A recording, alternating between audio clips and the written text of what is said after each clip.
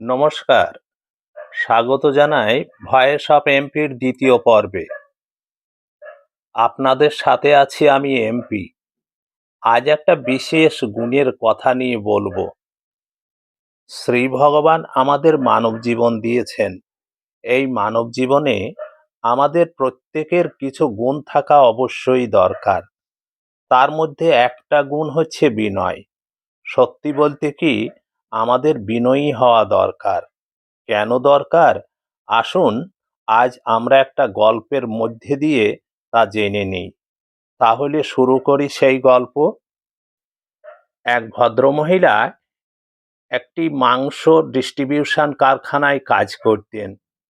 একদিন রুটিন কাজ শেষে তিনি ফ্রিজার রুমে গেলেন কিছু পরীক্ষা করতে, কিন্তু দুর্ভাগ্যবশত রুমের দরজাটা ভিতর থেকে আপনা আপনি বন্ধ হয়ে গেল। চিৎকার করে সমস্ত শক্তি দিয়ে দরজার শব্দ করতে লাগলেন, কিন্তু কেউ তার ডাকে সাড়া দিলেন না, কারণ তখন সব কর্মচারী চলে গেছেন। তাছাড়া ফ্রিজার রুমের ভিতর থেকে বাইরে শব্দ শোনানো অসম্ভব। 5 ঘন্টা পর তিনি যখন মৃত্যুর মুখোমুখি, ঠিক তখনই কারখানার নিরাপত্তারক্ষী দরজা খুলে দিলেন। কাকতালীয়ভাবে সেদিন ভদ্রমহিলা প্রাণে বেঁচে যান। পরবর্তীতে ভদ্রমহিলা যখন নিরাপত্তারক্ষীকে জিজ্ঞেস করল সে কিভাবে এখানে আসলো, কেন দরজা খুলল, এটা তো তার রুটিন কাজ ছিল না, তখন সেই নিরাপত্তারক্ষী উত্তরে বলল, আমি এই কারখানায় ৩৫ বছর যাবৎ কাজ করছি। এখানে ১০০ জনেরও বেশি শ্রমিক কাজ করেন, কিন্তু অনেকের মধ্যে আপনিই একজন যিনি প্রতিদিন আমাকে সকালে শুভেচ্ছা জানাতেন আর বিকালে ডিউটি থেকে ফেরার সময় বিদায় জানাতেন। অনেকের কাছে আমি কিছুই না, একজন নিরাপত্তারক্ষী ব্যতীত।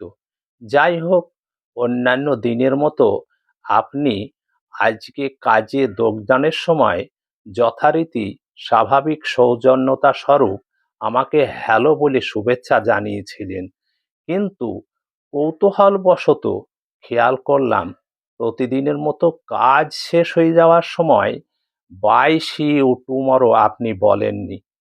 আমি আপনার এই মূল্যায়নটাকে সম্মান করি, কারণ এই শব্দগুলো আমাকে মনে করিয়ে দেয় যে নিরাপত্তারক্ষী হলেও আমিও একজন মানুষ।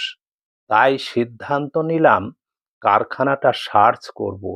আমার মন বলছে আপনার কোনো একটা বিপদ হয়েছে বা হইতে পারে, এবং এভাবেই কারখানার বিভিন্ন জায়গায় সার্চ করতে থাকি।